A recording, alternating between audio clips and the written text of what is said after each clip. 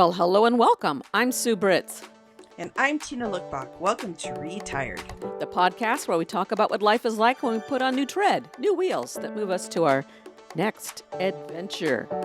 And today we're honoring our nation's birthday. Happy birthday, USA. Happy birthday, USA. Yeah, we're feeling a little... Uncomfortable? Yeah. It's like the birthday party that I feel kind of uncomfortable showing up for. Yeah. But at the same time, feeling like I love it and I want to show up for it. Absolutely. Yeah. So conflict, inner conflict.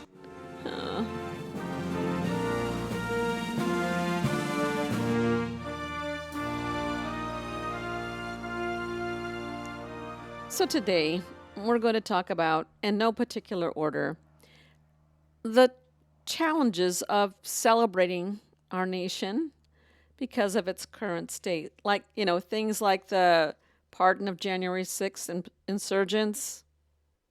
Doge. Getting rid of U.S. aid. Departments of Ed. Labor, EPA, Vet, World Health Organization. And the Voice of America, NPR, Public Broadcasting TV. My favorite stations, by the way. DEI targets. Information that's been out on U.S. citizens, 330 million of us it's in the database hands of Mr. Musk and his people. Signal Gate. Restricting travel from people of 19 countries. Birthday parade at the cost of a mere $25 million. National Guard and Marines in the streets against American citizens. Changing ship names, forts, buildings, museums, and the list goes on. Yeah, okay. And countries, if possible. And bodies of water. Yes. Yeah. Okay. So, Sue, can we just run? Because then we could call everything Sue and Tina. Tina and Sue. I didn't even understand what you were saying until, I'm like, oh, yeah, no. Yeah. And so I think what we decided, we're going to try to limit our discussion to 4 topics each in honor of 4th of July. You'll have 4, I'll have 4, but we had to start with like this overarching thing, this thing that's just kind of fallen in the background, if you will, and yet should be on the forefront of everyone on the planet's mind, which is climate change. And, backing out of the Paris Climate Agreement, so true. Solar energy being cut, elective cars, although we're talking Muskville, but fracking, selling off our parkland, all this stuff. The existential threat of climate change is real, and all the health implications of all the heat in different parts of the world right now. We can't ignore it, and yet for some weird reason, that's all on the, quote, back burner, if you will. It's just wrong. We can agree on that, yes? 100%, but I wasn't sure if, the ending of a war would be more important than the climate change, but climate change, yeah, it does trump. Well, and that's what we... Oh, God. I hate that word now. I used to like that. I mean, I'm a card player, and that word used to be a good word. But anyhow. Yeah. And we also thought we'd take off the table bombing Iran. The nuclear annihilation of the world at risk in kind of like a real and serious way, and there's still threats of that going on. So those 2 things where our whole planet basically is fucked and gone, we can now then go into our 4 topics. Don't cry.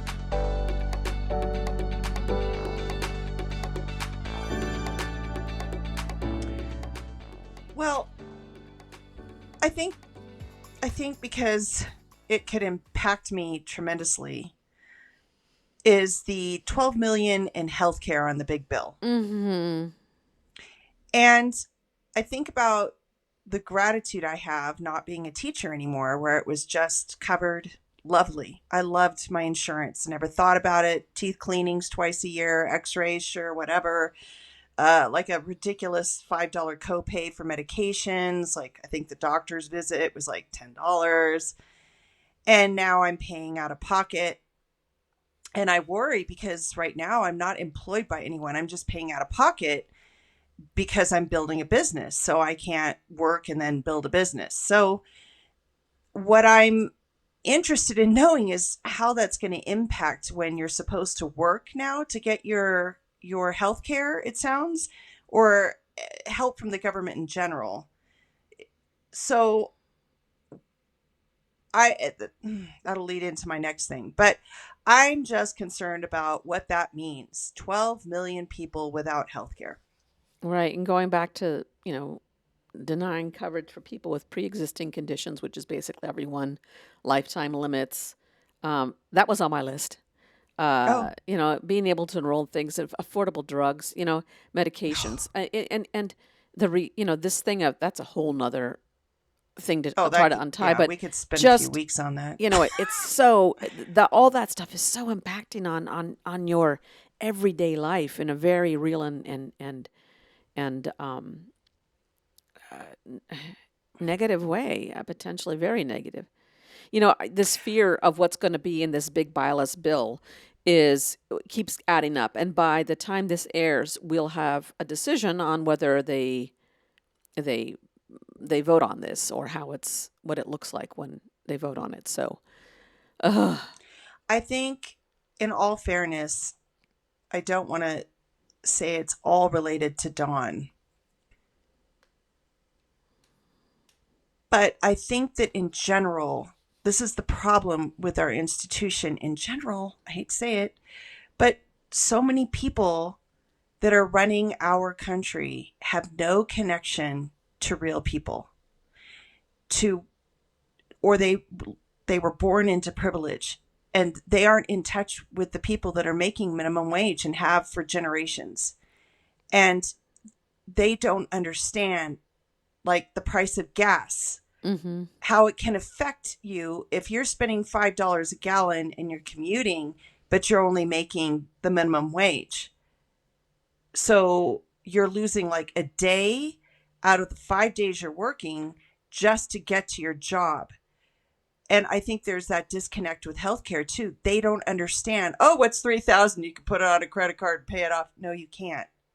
No, you can't if you're not making enough money to make those payments, and then you fall behind. Mm-hmm. So I think there's just such a disconnect. So 12 million people is an awful lot of people who are simply going to die.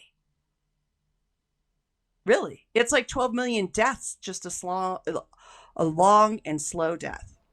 And tie into that, the cuts on Medicare and how that's going to impact the elderly and On a yeah, fixed income who did plan.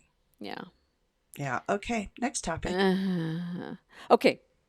Next topic. That was on mine too. So we kind of we crossed over, and that's fine because this is stuff that's on our radar.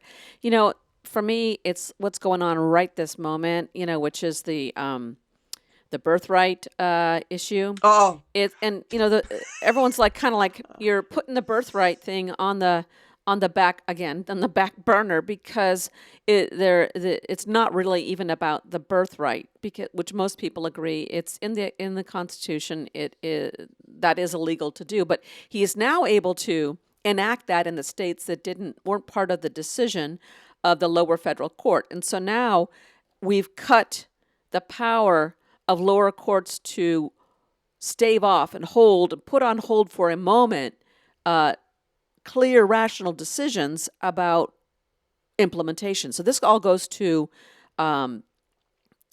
do we really have separation of powers? Do we really have, if you're in charge of everything, if you're the executive, you've got the House and Senate, and you've got the Supreme Court. Oh my God! And now the Supreme Court's undercutting what lower courts can do. It really is, and everything is impacted in this. This tied to this birthright stuff. It is ending asylum. It's having ICE out all over the place, mass deportation, separation of family, inhumane conditions in the holding centers, disappearances of people, the use of the Alien Enemies Act. It's just all this giant craziness about about being part of a democracy or not. Are we in an autocracy? Are we in authoritarian reign? Are we in a fascist realm? We're not acting like a democracy right now. So it's the loss of democracy that's just so incredibly scary to me. Which is what you were concerned about in the first place. And I put all my cards into, well, this is our Constitution and it's going to uphold. So that's where I put all my cards, but I'm withdrawing my cards at this point.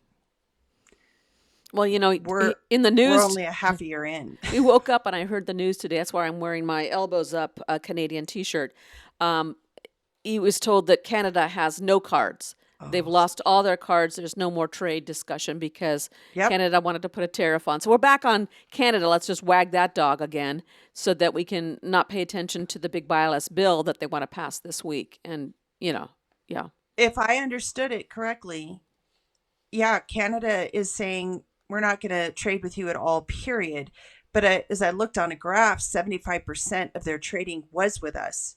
So I'm actually concerned for Canada. Like, I really give a rip about Canada. Like, those Canadians, it affects everybody there. I don't know where you open up more trading. How do you do that, Sue? I'm concerned. Well, it was about putting some tariffs on sales, I think, through like Amazon and stuff like that. And they were putting a tariff on. And so Trump says, if you don't cut that out, we're not talking. Let's get back in, because I hold all the cards. And it's the bully showing his true face again, over and over. And but we've gotten off topic. What's another topic of yours that we're looking at? Because we can just go on and on. I know. I think I've been conflicted because I've seen when I hung out at Maria's cigar shop out in Sacramento, I got to see with one particular human how you can physically have the body and refuse to work, take your income that you get from the government, couch surf, and avoid paying your child support, avoid paying your debts back to, loans that you took from the government for school. And on the one hand, it's the working for the welfare benefits, basically. Like, it's saying that you have to like contribute a little bit. In the article I was reading, BBC. And I have mixed feelings because I do believe, and I've always felt, if you are capable of working, why aren't you working? If your body can do it, it doesn't even make sense to me why you wouldn't want to work. But this guy brought to my attention that if he were to work and pay the child support and all the things, he would have no money left. So what's the point? He might as well just take in whatever revenue he can get from the government. Like, we do have to kind of revamp it. But my thought was, okay, let's put that aside. If you can't get a job, then do you not get the food money to eat? What if you can't find it? Like, what if no one hires you on? Well, there's lots of solutions to this. First of all, I think a lot of people agree with what you're saying, but you don't go and just cut things without implementing some kind of plan. Having a plan that has some basis to it, some study done to it. I don't mean study it to death, but some kind of basis to it that will give it a chance to be successful. But you got the works progress, after World War II, where the we don't want the government to have to pay for everything, but if you're already paying someone, giving them benefits, then you can also create this work environment. So if there aren't jobs available, and that's the other question, like you're saying, if you're able-bodied and everything, who's going to do those jobs, like working out in the field, gathering our food, then we're tied back to our migrant and immigrant and people who are here perhaps illegally situation, but you've got to work out programs. And we've had some in our history that have worked. And so I would agree. I think most Americans, tax-paying Americans, would agree that the story you just outlined is an example of someone who's gaming the system because really they don't see there's any value in doing otherwise. I mean, literally they get less money. So you've got to change that system. And you do that by not just ordering it done. You've got to have some way to move towards that. But see, then this involves the government, and people don't want, a lot of, there's the Republican Party has not been a fan of government intervention in people's lives, although, when you don't allow people to have abortions and you're not allowing them to get health care and so anyhow, off topic. Yeah, I agree with you. There's too many people who are not doing their part, and that's part of our that's part of our culture and how it's changed. And it's strange to me that people feel that way, and yet if you lay it out like you just described on paper, why would the guy want to do anything? Exactly. But that also forms depression too, because if you don't have something to get up for, which he got depressed, it's like this circle, chicken and egg, because you do get depressed if you don't have a mission, a purpose, a reason to get up, a reason to get dressed. That's not healthy either. Right. None of it's healthy. But you're right. You don't well dismantle. thought out plan in place, it would be the smart thing to do. Right. That's like walking in without a good lesson plan as a teacher. You just walk in the room and go, I'm going to teach math. Well, it doesn't work that way. You have to have a thought out lesson plan to get the concept across. Right. And to build and check off for understanding. Yes. And build off of prior knowledge and all those things. Exactly. Yeah. All right. Your turn. All right. So this is kind of another little mini umbrella. It's like the general undermining rule of law and corruption. Outright graft. We're accepting an airplane from Qatar, and and it's for the United States. Bull. It's going to his own thing. Yeah. Whatever. Hold on. I still can't get beyond that. I know, and I think we talked about it, that I just don't feel it's safe to have anyone but an American company in America with American parts making a highly sensitive plane that could be bugged, rigged. I have no idea. It seems so uncomfortable because the conversations that will be held in the plane are going to be like the most important secretive conversations ever. So how in the world would you accept it? It's not even like we're talking about some country like Argentina that has nothing against us. We're talking Middle East that hates us by and large. Do you know what I'm saying? Okay, and so I'm even by mentioning the Qatar airplane, I'm even getting off because that's just the graph. This is the undermining of law. You're right. I mean, and this is my whole point is like any one of these little things in the past with any other person, regardless of party, would have been enough to derail them and defame them and to outright break the law. Ignore the law, disregard court orders, threatening the impeachment of judges, attacking them, firing federal workers.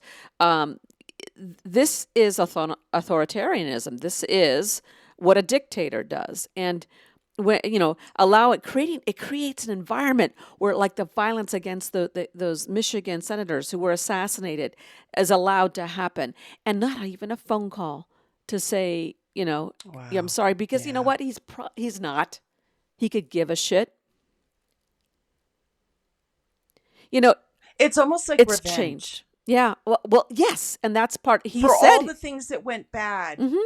Because he didn't win that last election. Well, and that's what I mean? Yes, and that's what he even warned that he was going to be doing that. And that's why I remember with that rash of pardons that Biden gave to all the people so he couldn't come after them. I mean, he pardoned Harris and Pelosi and his son, and his son was a different story, but all these other people because he didn't want them. He was afraid that Trump was going to come after him because he threatened to do so, and he's been doing that. And I think you're right. A lot of it is right now about vindication. He's trying to attack his enemies, give them retribution. But underneath it more, he's always undermined the law. He's always gamed the system. He is a convicted fucking rapist. But in all fairness, it's just his list is much longer than others that we know, but many of our politicians have outgamed the system. Yeah, okay. This is a whole different league. We can't even go there. I mean, every sentence that comes out of it. I'm just trying to show the other side. I'm not trying to isolate and pick on, but you're right. It's another. I can't even go there because the level, the depth of the true disregard for law, and then turning around and using his power to threaten and hurt people, physically hurt people.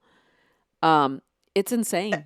And this disregard for the law is one of the symptoms of the personality disorder that many claim he has. Which is? Narcissism. Mm-hmm. Yeah. Because they do go above the law. The law does not apply to them because they're special. No. And they believe it, poor thing. Believing that, God sent him to do this and playing people into that. Yeah, it's so reprehensible. It's disgusting. And it is normalizing this disregard for rule of law in our whole nation. It's horrible. And this, I think, to my awareness, is the first time that a president has not fallen the path of the rules that are in place. I think that's what makes him separate from any other president we've had, because it's the unspoken agreement that the system's in place. If they say no, you agree to it and you follow the rule because it's there. And this is the first one. And this is the first. And again, this is what sets him apart, is that it's always been followed. The playbook has been followed. And this is the first guy that literally is throwing out the playbook. Mm-hmm.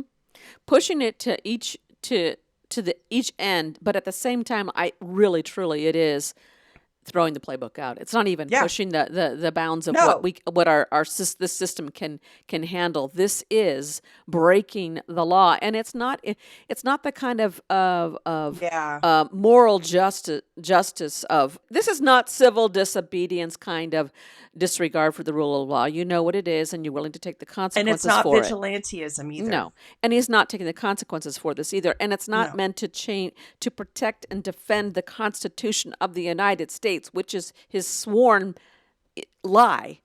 His sworn lie. Okay, you've got one? Oh, it's so petty. It's just comparing myself to him and our culture and capitalism. Capitalism really is about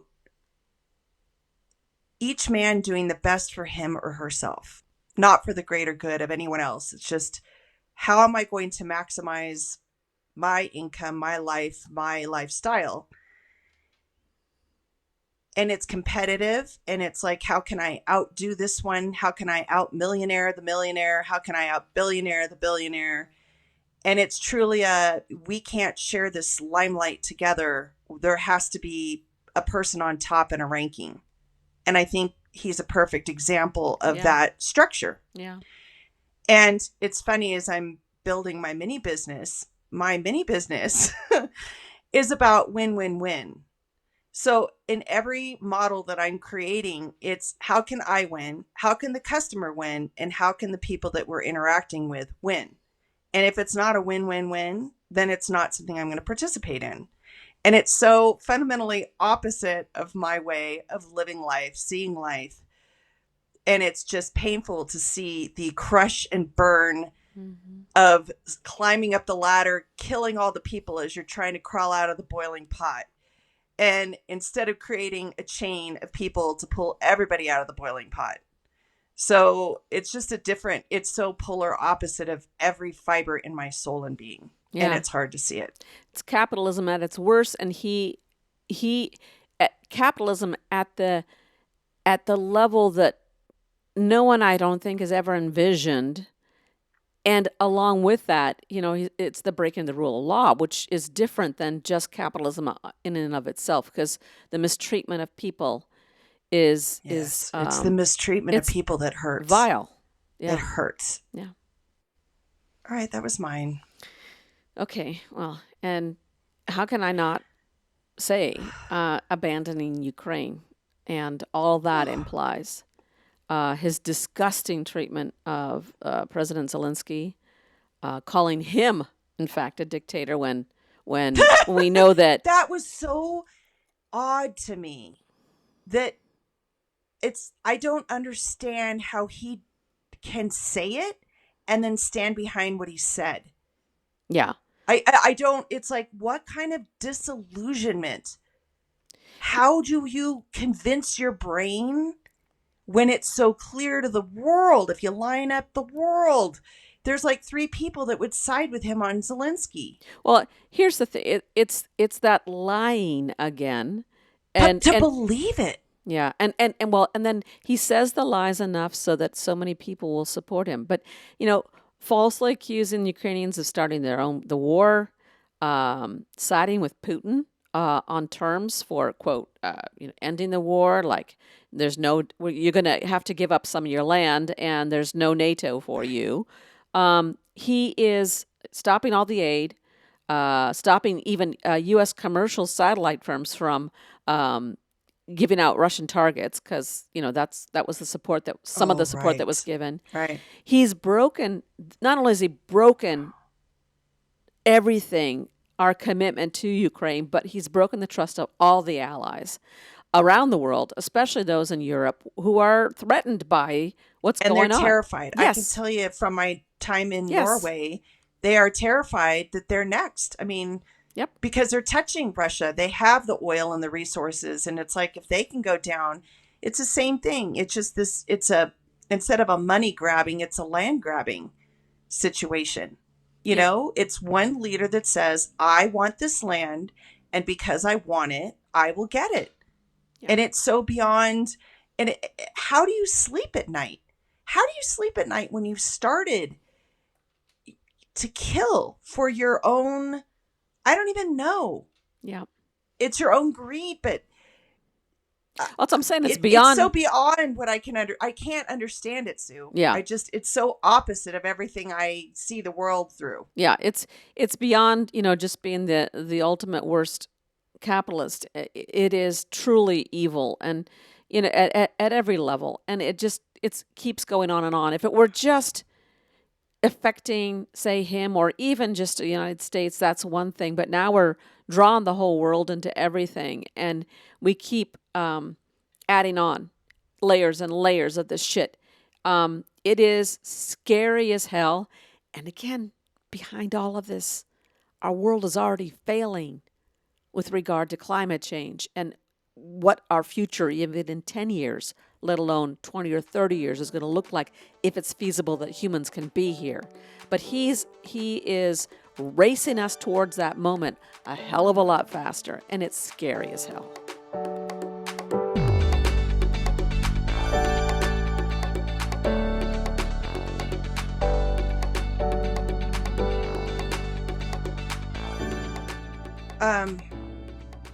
I'm thinking about how I can say it. So I know of a situation where there is someone married to a Mexican who has all the paperwork sitting in the courts to become legal here. And it's been sitting for a while, right? Because it takes time. We're talking at least a couple of years now. Who is too terrified, who's been married to his American wife for years. They have 2 children. To even get in the car, because if they were to get pulled over for whatever reason, maybe there was an accident or they were speeding, but this poor man is living in absolute fear because he doesn't want to be sent back. Even though he's been here, he's filled out the paperwork. It's just waiting for things. But now all that's halted. Can you imagine, the fear of this person and is almost afraid to leave the house because there's raids. They live in LA. And the drain on everybody in his family and his community. And that story's told over and over and over again. And it's real. It's very real. And it is real. And again, there's no empathy. So if we all just look up this personality disorder, I think we should. Let's just call it out. I think that's one of the things I've been very holding back on this name and title because we're not supposed to title it. But if you look up, there's no empathy or compassion. That's part of the disorder is that you just cannot feel for anybody else's plight. You just don't have it in you. Oh, there's active sucks hate to be you. There's active hate and violence towards people. Yeah. I mean, it goes beyond even narcissism. It is all the I don't have the words. It goes against, it's all of it because he is evil. He is a convicted fucking rapist. It goes on. And that was just one of his deeds that came under the 34 felonies that he had. That we know of. We don't know how many other people in this, if you've done it and we once, know some of them, but we don't, right. Those are just the ones that made it that far. And that's just the personal level. I mean, look what he's doing to the whole friggin' world. So, happy birthday. Yeah. Happy birthday. It makes me sad to be such a downer because we do live in an incredible country with some of the most incredible geography ever. And even culture and people and all these yes. The blend of everything, all of it, it's beautiful, but it's hard to celebrate. It's hard. Yeah. Yeah. Do you have any plans for the 4th of July? No. I really don't. Do you? Normally every year it's always something we celebrate, and it's like, okay, what are we going to do? I guess we'll maybe buy some hot dogs. Okay, that's my celebration for the 4th of July this year. Oh my God, really? Yeah, why are we not celebrating? Why can we not celebrate? I mean, because we're collectively feeling pain right now. Yes. It's a collective, at least for half the population. We need to acknowledge it. And yeah. So, sorry for my foul language. I got riled. Understood. No need to apologize. Okay. So, happy 4th. Happy 4th of July.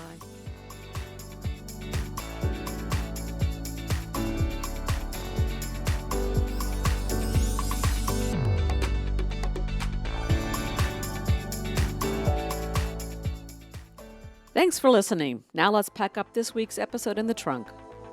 Ride shotgun and be a part of our adventure by clicking on the plus sign to subscribe and follow our show. This will help our ratings and, more importantly, inspire us to keep creating fun and engaging content.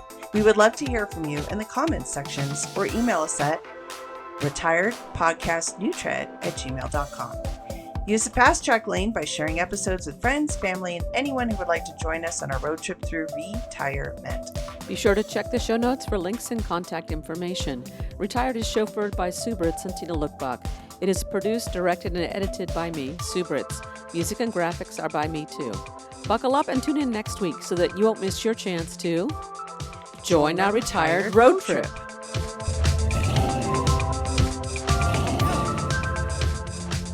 We didn't even mention tariffs. We don't have enough time. No. God bless we don't want to bore people, but we do want to say what we have to say.